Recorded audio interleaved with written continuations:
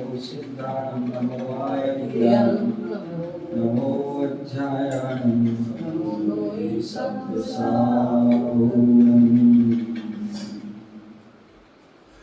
नमिदूरवण्डमाणं परमपाणं जिनन्तु सुदेवे वोचामि रजसादं सायायाणं वीणम् नमो रियन्ताणं नमो सिद्धाणं नमो वायुं नमो वज्रायाणं नमो सब्दसाभूणम् बोले पंच परमेष्टि भगवान की जय। बोले चिंतामणि पारसनाथ भगवान की जय। शासन नायक भगवान महावीर स्वामी की जय। परम पूज्य आचार्य भगवान कुंद मुनिराज की जय। परम पूज्य पट्टाचार्य परम पूज्य आचार्य भगवान गुरुदेव विराग सागर जी महाराज की जय। परम पूज्य पट्टाचार्य आचार्य विशुद्ध सागर जी महाराज की जय। परम पूज्य आचार्य विमर्श सागर जी महाराज की जय। अहिंसा में विश्व धर्म की जय। तीर्थराज सम्मेलित शिखर की जय। महाराज की जय। संघ की जय। प्यारे बंधु, आज हम सभी भारत की राजधानी के निकट हरियाणा प्रांत सोनीपत जिला राई तहसील आसावर प्रोग्राम, जहाँ पर अनेकान धाम धर्म प्रभावना सेवा संस्थान के माध्यम से लघु संवेशिकर तीर्थ क्षेत्र पर हम विराजमान हैं, जहाँ पर मिनी संवेशिकर की रचना का कार्य चल रहा है, जहाँ पर भगवान पारसनाथ का अक्षय कार्य जहाँ पर चित्यालय है, जहाँ पर चौपड़ा कुंड की प्रतिकृति रूप में जिनालय में विश्व की अद्वितीय पारसनाथ भगवान, जो मूल जिनका कलर है ग्रीन कलर, हरा कलर, ऐसी 7.25 फुट ऊंची प्रतिमा जहाँ भव्य उस जिनालय में विराजमान है, ऐसे उस अतिशयकारी और सिद्ध क्षेत्र की प्रतिकृति क्षेत्र में हम विराजमान है, जहाँ पर भगवान महावीर स्वामी का शासन चल रहा है। कल हमने वीर शासन जयंती मनाई थी। कल के दिन से ही भगवान महावीर स्वामी की दिव्य ध्वनि 66 दिन बाद विप्लाचल पर्वत पर खिलना प्रारंभ हुई थी, इसलिए वह दिन वीर शासन के नाम से वह जाना जाता है। कल के दिन जो भगवान की जो दिव्य ध्वनि खिली, वह 7 तत्व 6 द्रव्य 9 पदार्थ पंचास्तिकाय त्रिकाल षड्दशा आदि का वर्णन करते हुए वह दिव्य ध्वनि खिली। तो जो 7 तत्व में वह वाणी खिली, तो 7 तत्वों से हम खड़े हुए।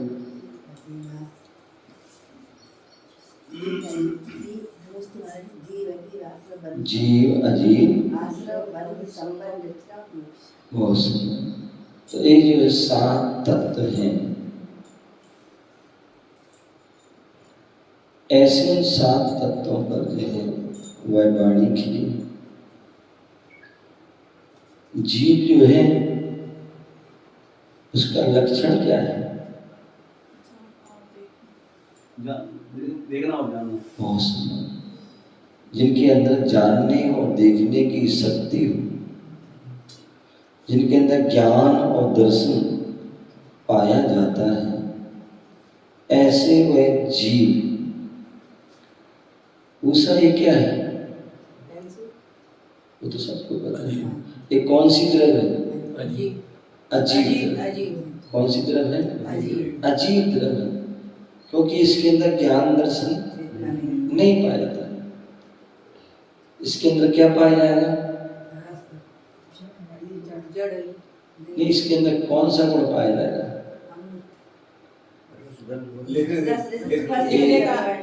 ये जो है ये जो अजीब है, और अजीब को ही हम जो है पुद्गल भी, ये क्या है?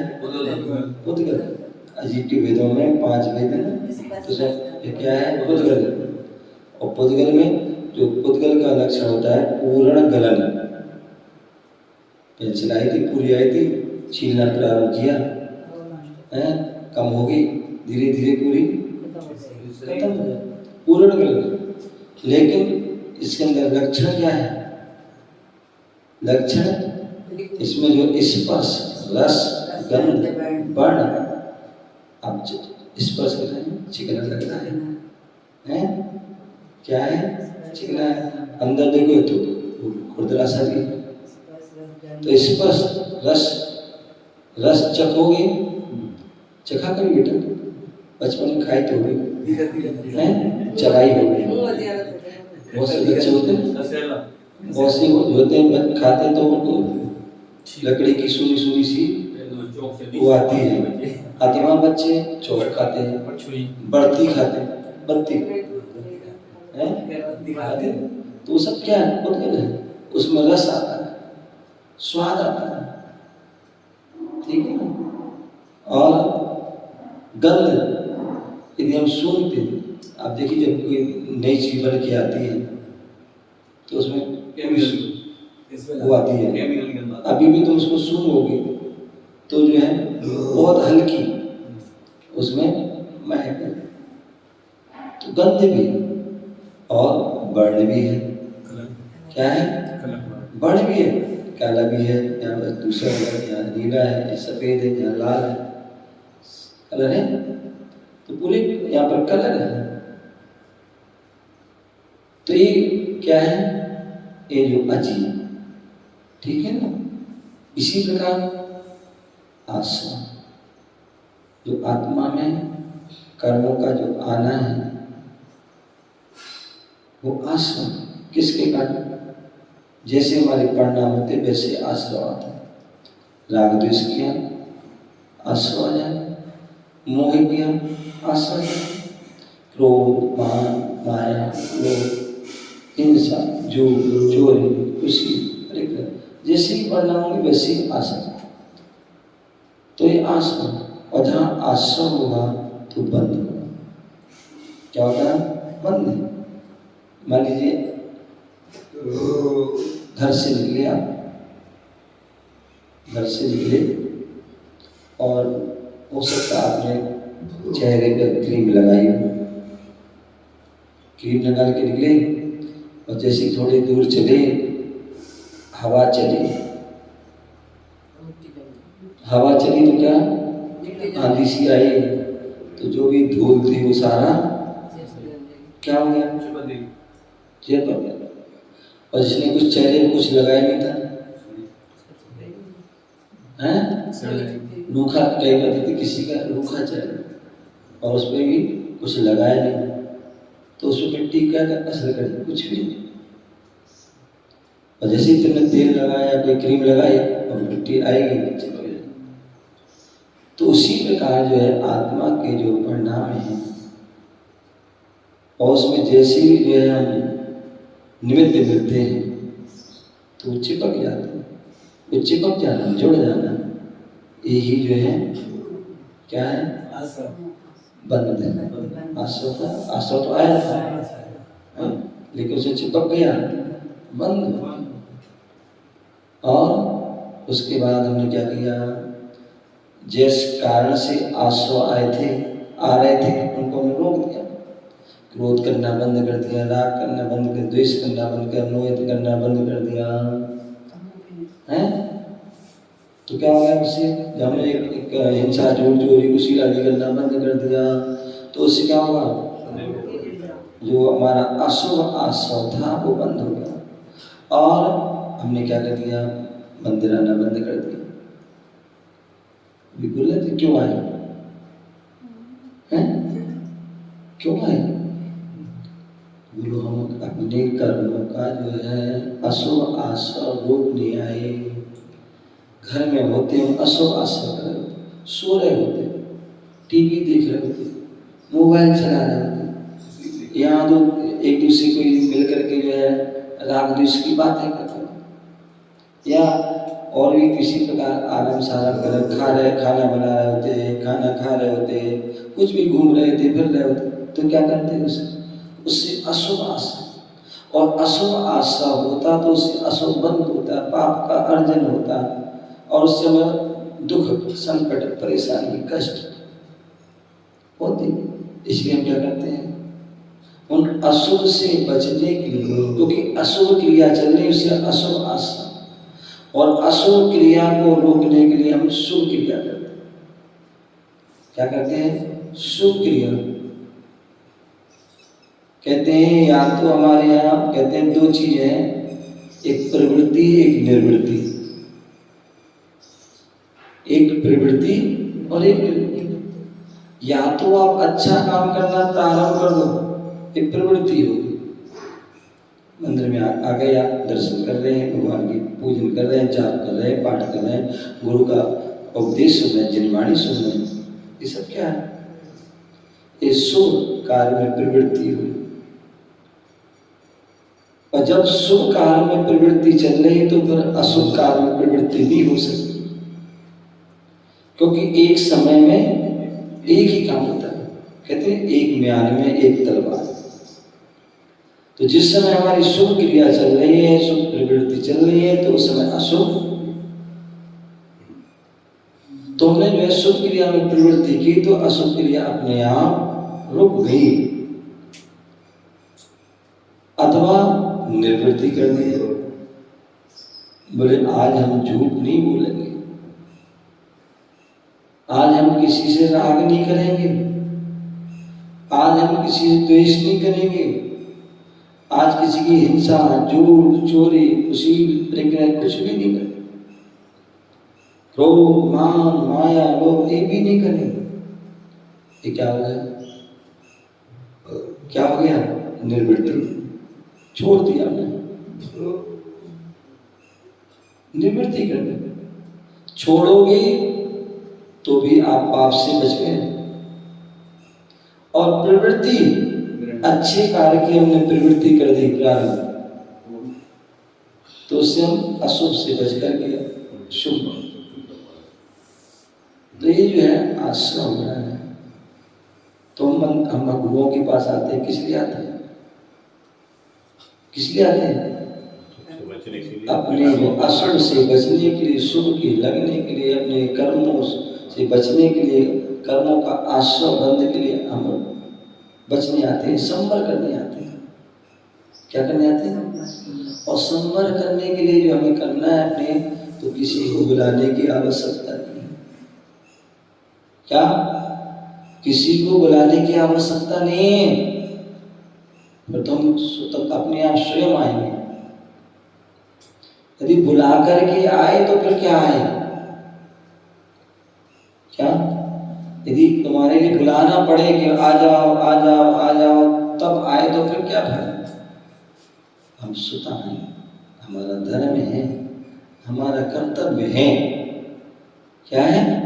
श्रावक का कर्तव्य है भगवान के दर्शन करना, देव पूजा, गुरु पास्ति, स्वाध्याय, संयम, तपा, दानम, चेति, ग्रस्तानाम, सत्कर्माणि, इंद्रिय। आप ग्रस्त हो, ग्रस्त हैं, और ग्रस्त जो है दिन रात आलम सानम कर रहा है, उससे पाप का अर्जन हो रहा है, और उस पाप का अर्जन हो रहा है, तो उस पाप के अर्जन को हम कैसे रोकें? मान लीजिए आपका कपड़ा गंदा हो गया, क्या हो गया? कपड़ा गंदा हो गया, तो उसको कैसे साफ करोगे? धुलाई किससे धोगे? मुख्य रूप से पानी, पानी से हम उसको धोते हैं। पानी क्योंकि सबके पास मिल जाएगा, साबुन मिले ना मिले, सोडा मिले ना मिले, लेकिन पानी तो मिल जाएगा। वो बात अलग, कितना धुलेगा, कितना साफ उगल के धुल तो जाता है। पानी से हम क्या करते हैं, यदि आपके शरीर में कोई रक्त लग गया, खूनाती लग गया, तो क्या करते हैं, हम पानी से उसको धोते हैं, पानी से उसको धो देते हैं, वो साफ हो जाता है। उसी प्रकार हम गृहस्थी में रह करके हमारे अंदर भी क्या होता है, आरंभ सारंभ के माध्यम विषय भोगों की और जो है कसाय आदि पाप आदि कारण आदि कारण जो है वो उसके कारण कपड़ा हमारा गंदा हो गया, आत्मा रूपी कपड़ा गंदा हो गया, तो उसके दिन धोने के लिए क्या करते हैं हम, धर्म रूपी पानी, धर्म रूपी जो पानी, उस पानी से उसको धोते हैं। दिन रात जो हमारे जो है पाप कार्य आदि के माध्यम से वह जो है कर्म बनते हैं, उन कर्मों को धोने के लिए हम गुरुओं के पास आते हैं, प्रभु के पास आते हैं। और उसके लिए कोई कितना भी मना करे, बुरा नहीं मान जाना कि महाराज ने बोले तुम जाने नहीं महाराज के पास। हाँ, यही जो भक्त होता है वो जबरदस्त होता है, किसी की जो है मना करने से क्या रोकता नहीं, वो तो जो है हमें आना है तो आएंगे, और नहीं आना है तो तुम कितना ही बुला लेना, ये की तो प्यार पति है क्या, कितने भी बुला लेना कोई नहीं आएगा। तो हम आए हैं कर्मों के लिए। तो बता रहे थे आश्रम और बंध जो किससे उससे बचने के लिए हमें क्या करते हैं, शुद्ध क्रिया करते हैं। श्रावक अपने जो गृहस्थ अपने कर्तव्य का पालन करता है, श्रावक अपने धर्म का पालन करता है। आचार्य कुंद गोस्वामी रहन सार ग्रंथ चल रहा है, आचार्य कुंद गोस्वामी जिसमें आचार्य भगवान गुरुदेव विराज साहब महाराज ने उसकी रत्नात्रय वर्धनी टीका लिखी। तो ऐसे उस रहन सार ग्रंथ में आचार्य कुंद गोस्वामी ने श्रावक और मुनि, श्रावक और श्रवण साधु, इन दोनों के क्या धर्म हैं, क्या उसके व्रत हैं, क्या उनका संयम है, क्या उनके गुण हैं, उनका वर्णन किया है। तो उसका वर्णन करते हुए उन्होंने कहा है, दानम पूजम मुखम श्रावदम। बोले श्रावक का धर्म क्या है, बोले दानम पूजम मुखम श्रावदम ना तेण बेड़ा। यदि श्रावक है वो दान और पूजा कर रहा है, ये दोष के धर्म है, तभी वो श्रावक है, अन्यथा वो श्रावक नहीं।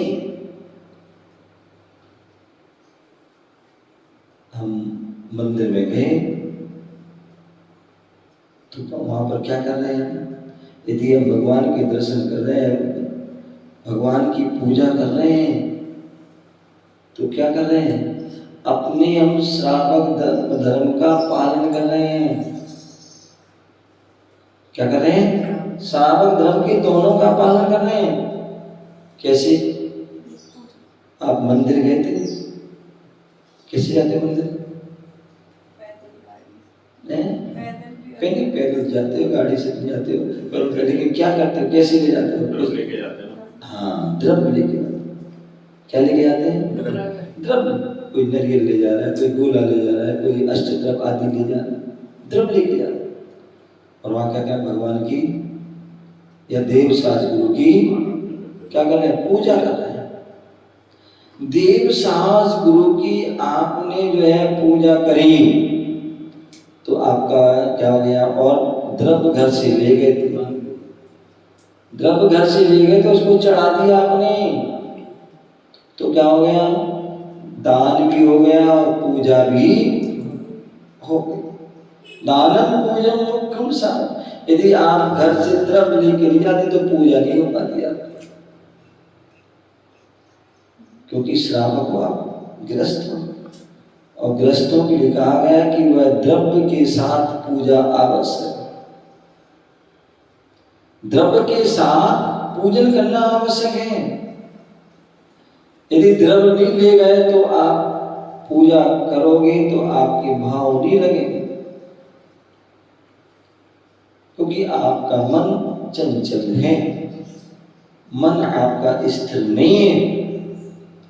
तो इसलिए क्या करते हैं, आचार्य भगवंतों ने कहा है कि श्रावकग्रस्तों के लिए मन को एकाग्र करने के लिए, मन को लगाने के लिए केवल भाव पूजा नहीं करना है, बोले द्रव्य के साथ भाव पूजा करना है।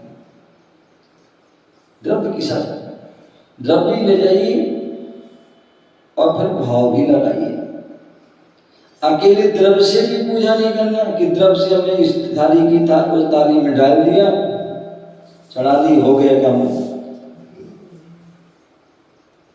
लेकिन मन भी वहां लगना चाहिए।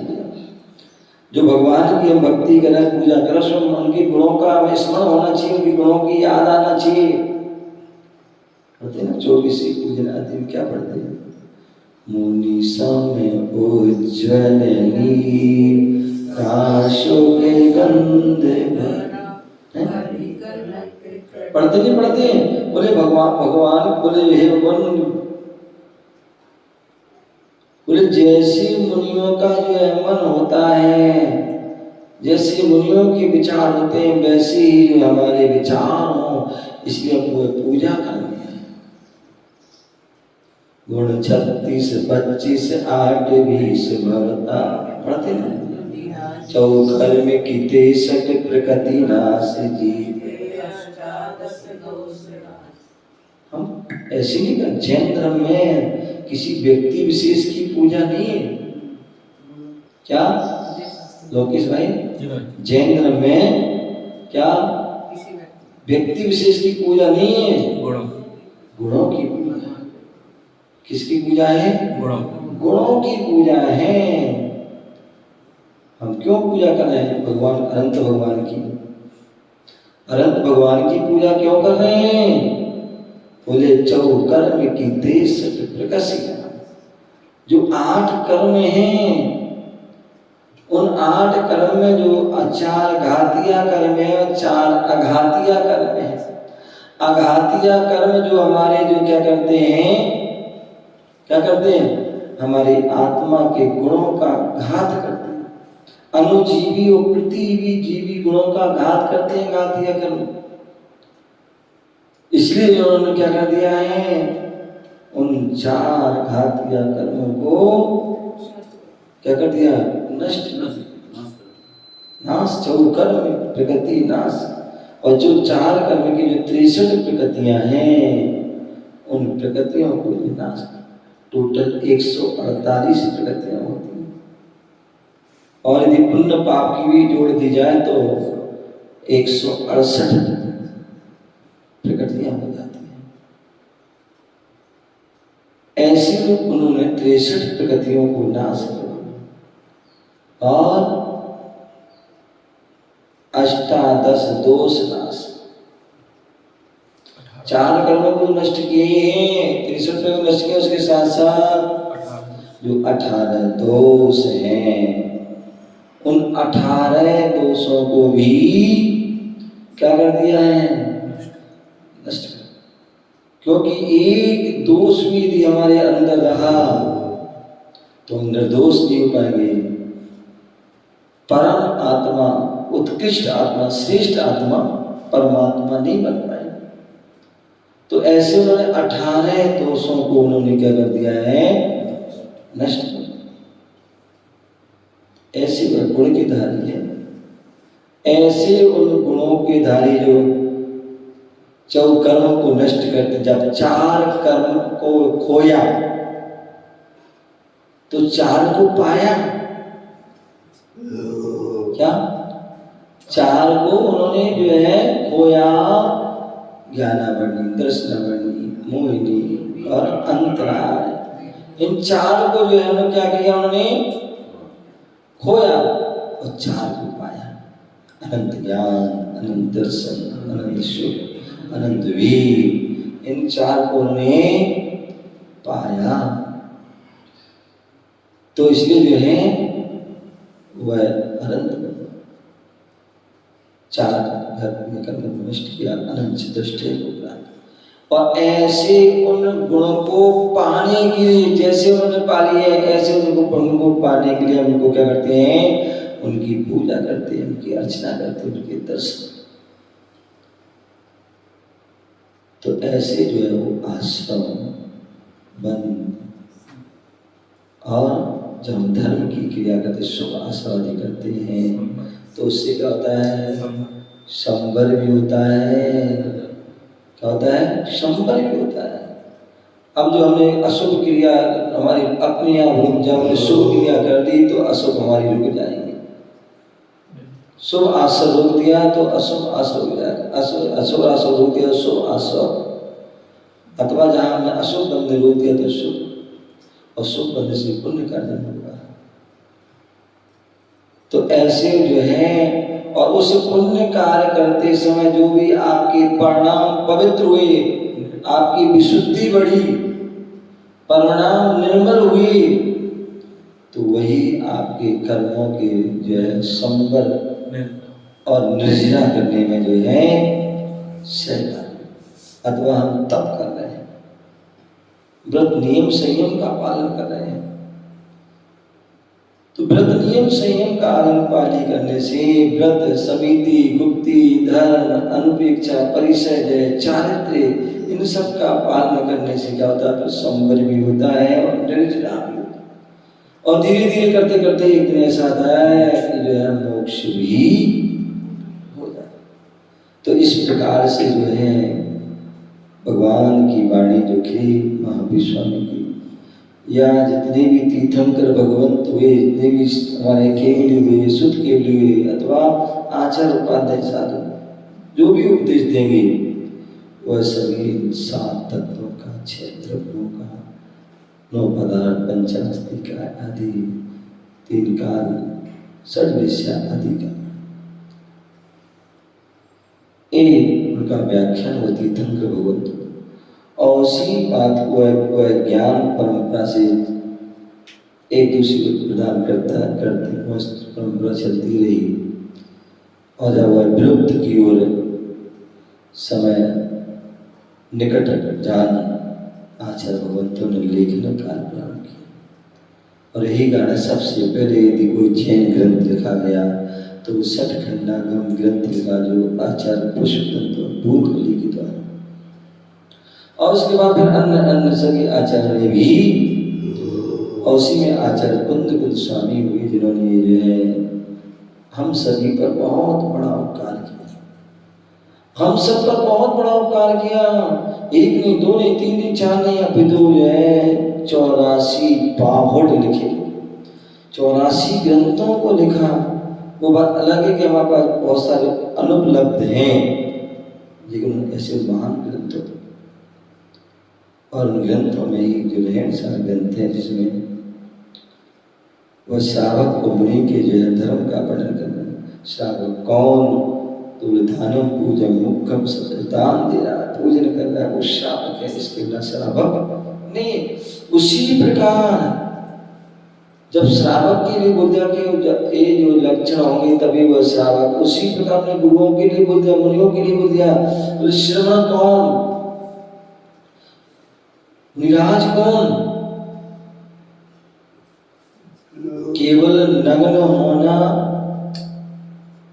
नग्न हो तो हम उनको नमस्कार करें ऐसा कोई जरूरी नहीं है।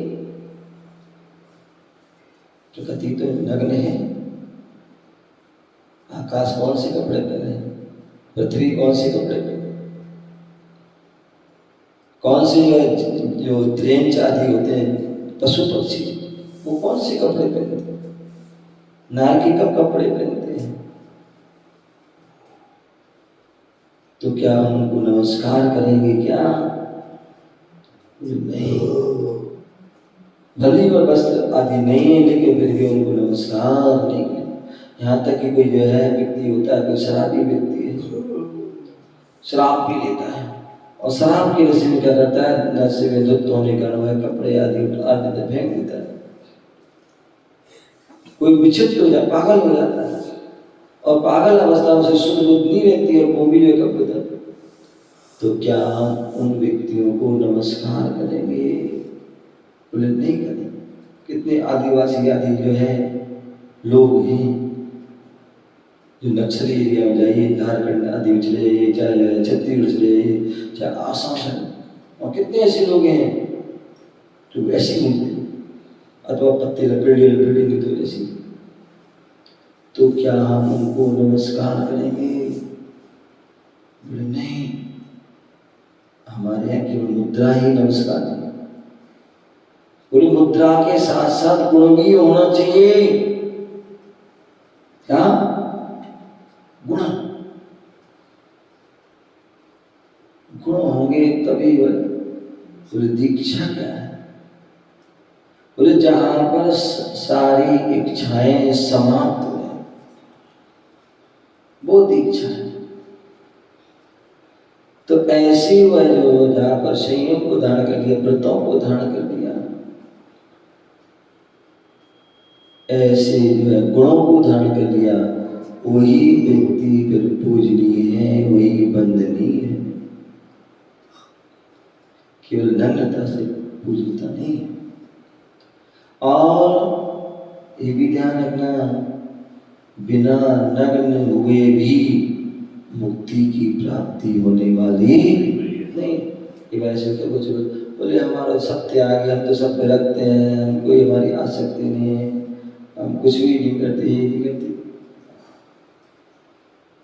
तो बिना निर्गंत मुद्रा को धारण किए भी मुक्ति नहीं होगी। और निर्गंत केवल बाहर से नहीं, अंदर से बनना है, अंदर से नहीं केवल बाहर से भी, दोनों अंतरंग और बहिरंग दोनों से जब बनेंगे तभी वह सच्चा साधु, तभी उनका मोक्ष का। तो इसलिए साधु कौन? बोले झाड़ झेड़म यतीधम। बोले ध्यान और अध्ययन। क्या? बोले ध्यान और अध्ययन ये दोनों ही क्या है?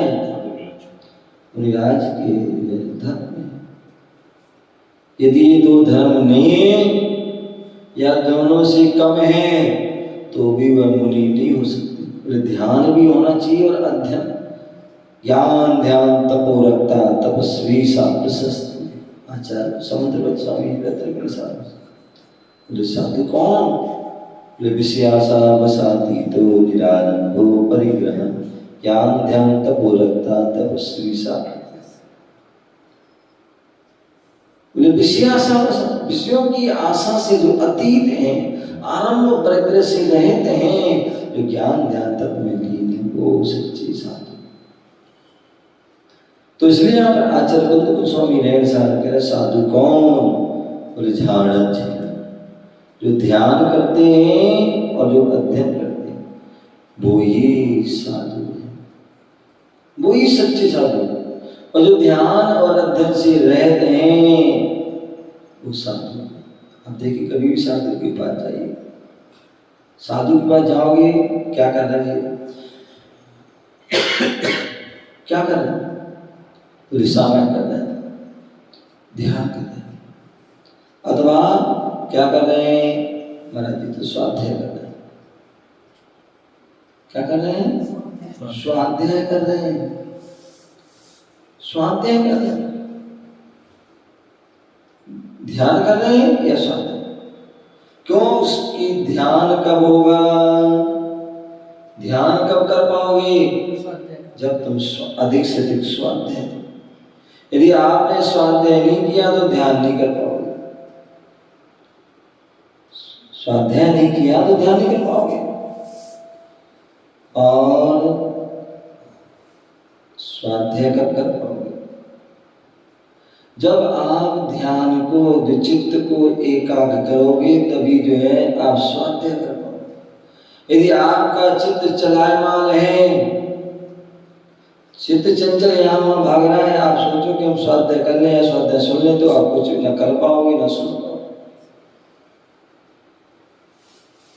तो इसलिए बोले क्या करना है? बोले ध्यान, ध्यान आवश्यक। जब भी पढ़ो ध्यान से।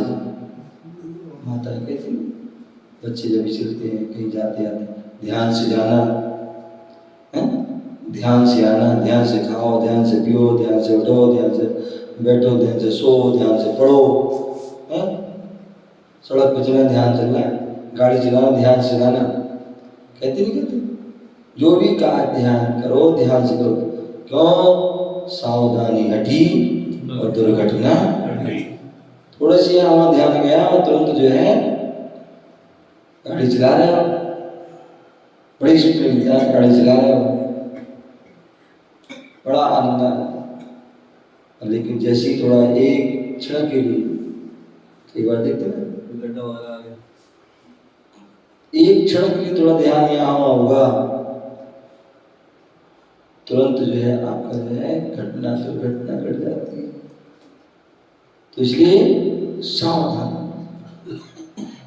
सावधान रहोगे तो आप सुरक्षित हो, और सावधानी हटी तो दुर्घटना घट जाए। तो इसलिए ध्यान। महिला खाना बनाती है और खाना बनाती है, सब्जी बनाती है, सब आती है, कैसे सब्जी ऐसे करते हैं नहीं? देख तो लिया, देखने वाले लोग की आदि बनाते सब्जी बनाते कैसे कहते फटाफट करते जाते हैं, क्योंकि आप व्यस्त हैं। तो एक मिनट थोड़ा, एक सेकंड 2 सेकंड करना। अब जिनका अभ्यास नहीं वो करके दिखा दे, उंगली कट जाएगी, उंगली कट जाएगी। मिला हो गया। ब्रह्मचर्य अवस्था में गुरुदेव के साथ शिखर जी थे। शिखर जी थे, एक दिन जो गुरु जी सुबह सुबह यात्रा के लिए चले गए ऊपर पहाड़ में, और यात्रा करते करते करते पार्श्वनाथ की टोक पहुंचते हुए थक गए। अब तो चलने की हिम्मत नहीं है, चलने की हिम्मत नहीं है, क्योंकि 10-11 बज गए, आहार का टाइम भी हो गया, धूप आदि भी हो गई उधर। अब तो एक ऐसा लगा कि एक कदम भी नहीं चल पाए। क्या किया जाए? मुझे लगा, हम लोग लगा कि जैसे गुरुदेव कमजोरी महसूस कर रहे। तो कोई बात नहीं, मेरी दुरुद थी, बोला गुरुदेव आप सामयिक का टाइम हो गया, आप यहीं सामयिक कर लें। क्या कर लें? सामयिक कर लें। हम लोग आते हैं और वो उनको सामयिक 2-3 4 जो भी थे सामयिक बिठा दिया।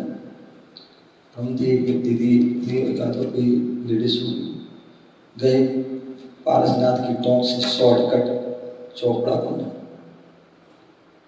वहाँ साधु को रुकने की व्यवस्था है, वहाँ पर आहार आदि की व्यवस्था है। पहले तो बहुत अच्छी व्यवस्था थी 2000 में, अब तो बहुत समाप्त हुई, नष्ट हो गई। पहले बहुत अच्छी नीचे पर कमरे थे बहुत सारे, बहुत अच्छी भोजनशाला के लिए वो सारी लकड़ी, और पीछे साधु और भी बनता जा, लेकिन जो है आपस में। तो उस समय वहाँ गए, कमरे में देखा, पता कि चौकी में क्या व्यवस्था कुछ है कि नहीं, देखा तो दाल चावल या कुछ था। तो उस समय जो है जो दीदी थी वो अपना काम करने लगी। उनका बेटा तुम जो है ये सब्जी संभाल लो। अब जैसे तुम्हें देखा था, करते करते देखा था, तो मैंने भी किया, और जैसे किया तो वो चक्कू से हाथ पे जो है एक्सपर्ट होता है। लेकिन यहाँ ध्यान जाता है, और आजकल तो जो है जैसे ही कोई मोबाइल हाथ में आया, कोई घंटी आई तो तुरंत जो है, अथवा नहीं भी आई तो भी वो है पता नहीं कौन सा मैसेज आया, कौन सी रील आ गई, कौन सा क्या आ तुरंत वहाँ देगी। और इतनी में ही सारा काम, गैस चालू है, दूध रखा हुआ है, सब्जी बन रही है, ये हो रहा है, और उसमें नहीं ध्यान गया, थोड़ा लापरवाही हो गई, दूध बाहर आ जाता है। अथवा सब्जी वगैरह रोटी आदि, रोटी तवा पे डली है, तुमने थोड़ा सा ध्यान यहाँ गया तो जल गई। सब्जी रखी हुई है, दाल रखी हुई है, आपने थोड़ा सा ध्यान यहाँ चला गया, वो जल गई, जल गई। तो इसलिए बोले सावधान, सावधान रहना चाहिए, सावधान लोग करोगे तभी सफलता। तो इस प्रकार से जो है बोले क्या, ध्यान, ध्यान, और ध्यान के लिए अध्ययन, ध्यान अध्ययन, ध्यान और अध्ययन। तो ध्यान करने के लिए ध्यान कीजिए, और ध्यान करने के लिए उसको एकाग्र लगाने के लिए स्वाध्याय, जितना अधिक से अधिक स्वाध्याय करोगे तभी ध्यान कर पाओगे। अन्यथा बहुत से लोग ऐसे होते हैं, आंखें बंद करके बैठ जाते हैं, फिर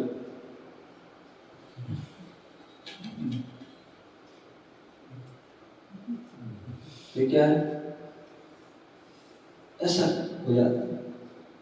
तो इसलिए हमें क्या करना है, बोले जो है हमें ध्यान करने के अध्ययन, अध्ययन होगा आपके अंदर विषय होगा तो आप उसका चिंतन कर पाएंगे। कोई भी आपने विषय ले, अनंत परमेष्टि कौन है, उनके क्या लक्षण, उनके क्या गुण है, चिंतन कर, उनके गुणों में ही आपका पूरी सामयिक हो जाएगी, पूरा ध्यान। अथवा एक गुण की हम जो है चिंतन करते करते पूरा समय करते। तो इसलिए जो है क्या, ध्यान करने के लिए अध्ययन, अध्ययन की आवश्यकता, ज्ञानार्जन की आवश्यकता। जितना ज्ञान अर्जन होगा उतना ही आप ध्यान कर पाओगे, जितना आपका विषय होगा उतना ध्यान कर पाओगे। अन्यथा आप यदि सामने करने बैठे हैं, आप साहित्य संवेद शिखर का ध्यान कर लें तो कैसे कर पाओगे? जब आपने ध्यान संवेद शिखर के बारे में सुना होगा, संवेद शिखर की यात्रा की होगी, देखा होगा, तभी आप ध्यान कर पाओगे। यदि नहीं देखी है तो आप ध्यान नहीं कर पाओगे। तो इसलिए ज्ञान भी होना आवश्यकता है, तभी आप ध्यान, तो ध्यान और जो अध्ययन, ये दोनों आवश्यक है, दोनों हैं तभी वो साधु है। यदि दो क्रिया नहीं है तो वो साधु नहीं है, साधु के जो लक्षण अंदर नहीं है, फिर उनके कर्तव्य आदि का पालन नहीं हो पाएगा, धर्म का पालन नहीं हो पाएगा, उनकी चर्या में दोष लगेगा। तो इसलिए ध्यान और अध्ययन होना सभी आवश्यक। हम सभी जो है उस श्रावक के धर्म को जाने, समझें और उसको जीवन में उतारने का प्रयास करें। और आज भी उसके अपने जो मुनि धर्म है उसको जानते हैं, सुनते हैं, और सुन करके अपने जीवन में उतार करके अपनी आत्मा का कल्याण करते हैं। आपका समय हो गया है। जय गुरु महावीर भगवान की जय।